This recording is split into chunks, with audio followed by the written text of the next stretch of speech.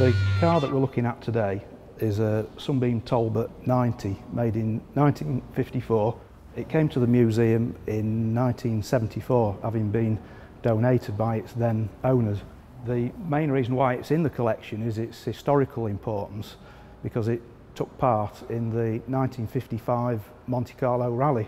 The reason the car's in the workshop today is because before any conservation work can be done to the underside, with a view to preserving the vehicle long term, the mud which is on the underside of the car needs to be removed. It's presented us with quite a lot of corrosion problems and seizing of mechanical components. As you can see, we're now underneath the Sunbeam Talbot. You can see the general construction of the vehicle. It's quite a substantial chassis with the body placed on top. The worst place that was affected by the mud and the gravel was over the top of the petrol tank. Because of it being a rally car, obviously there's lots of mud, gravel and water gets thrown up by the back wheels, and this had all become compacted between the petrol tank and the spare wheel well. The only real option for dealing with that was to remove the petrol tank complete with the stone guard. The best way that we found of getting the dirt off was to get the car outside, support it on axle stands, and then literally get underneath it with a hose pipe and then clean off the dirt with small wooden wedges like this that are ideal for getting into all the nooks and crannies. And my preferred method would be to use my fingertips, but it wears your nails away really quickly. So wooden wedge is best.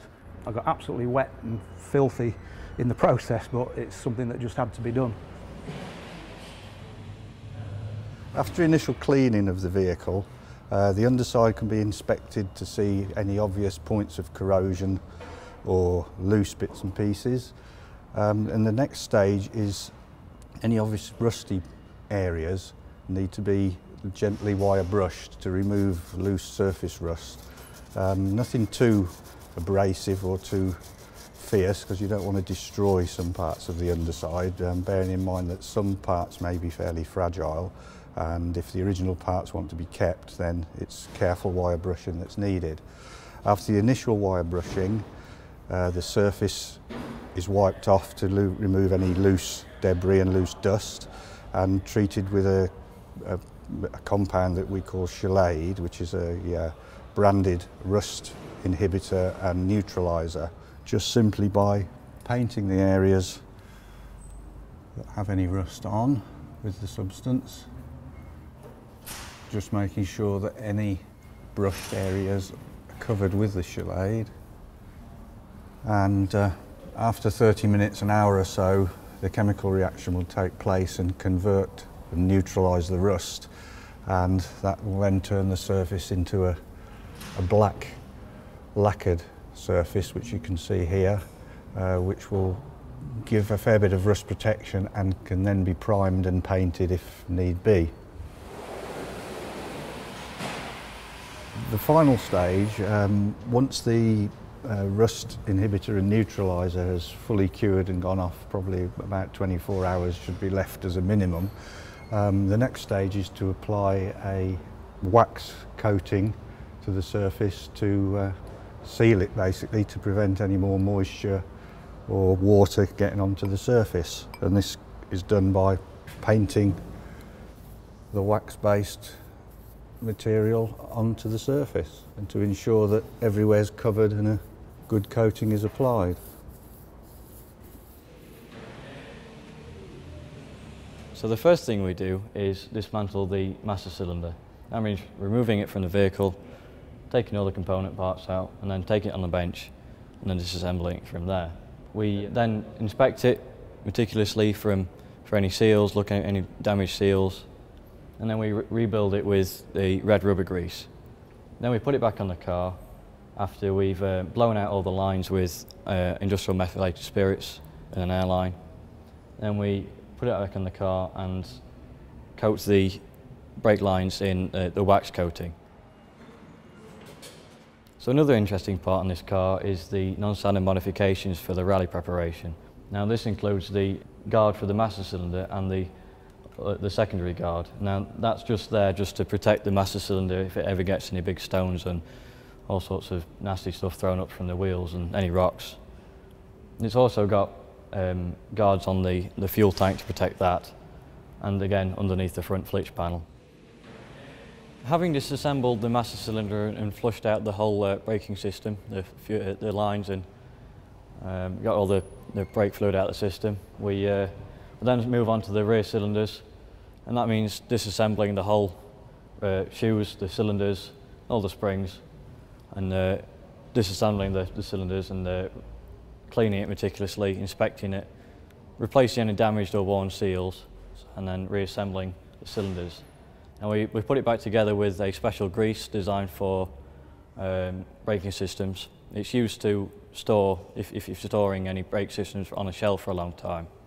Now we actually leave the system dry, but with this grease in the cylinders. We then put the shoes back on. We use a wax protectant to protect the cylinders. You wouldn't normally do that if you're in a running collection because you just burn off any oil on the brake system. That's done now, all back together and nice. I'll start putting the brake cylinder back on.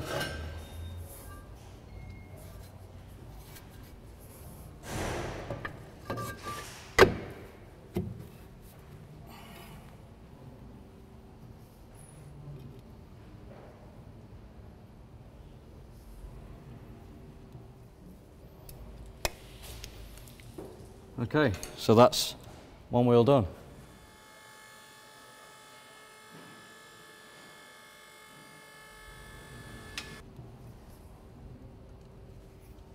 When the vehicles are normally displayed in the museum, they're positioned on wooden blocks so that the wooden blocks, they support the weight of the vehicle and prevent the tyres from forming flats on them.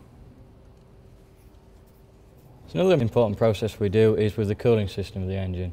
And we do this because the aluminium parts of the cooling system are often susceptible to quite severe corrosion due to the antifreeze evaporating and giving off a very nasty corrosive sludge basically. So what we do with that is we drain the system of whatever antifreeze are left in the system, and then we flush it through, take the radiator out, flush that through separately.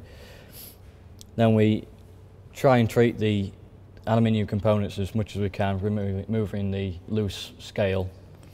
It's basically like lime scale, it's sort of like a soft powdery white mess basically, and we basically just wire brush it as much as we can, and again we coat it in the wax coating.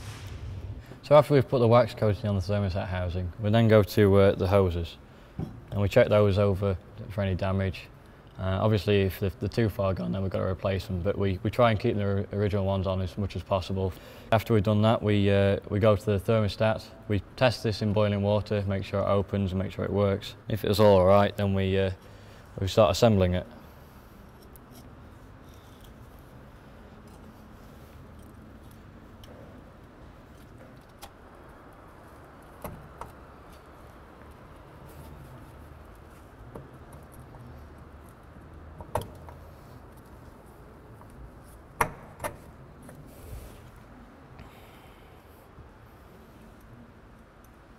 At this stage we're focusing on the mechanical side of the vehicle. Initially all fluids are drained, back axle oil, gearbox oil, cooling system and engine oil. And while that's happening there are a few checks just to look at the condition of the fluids, oils and coolant, just to see if there's any warning signs of any untoward corrosion or debris or anything in the oils. If that's all okay, then the next stage is to replace the lubricants, gearbox, back axle and engine with a mixture of oil and inhibitor, which the corrosion inhibitor gives extra protection to the internals of the engine and transmission systems to enable future storage to keep the internal workings preserved. The cooling system is refilled with plain water for the purpose of running the engine to check that it runs okay. Fuel system is drained of any old fuel. Fuel lines are flushed out and carburettor cleaned of any old fuel residue. Clean fuel replaced into the fuel tank. The engine is then turned over with the plugs removed slowly to check that we've got oil pressure before we attempt to start it. And then at that stage, plugs are replaced and the engine started. This is done to make sure that the oil goes round through all the oilways in the engine and circulates with the inhibitor to add extra protection.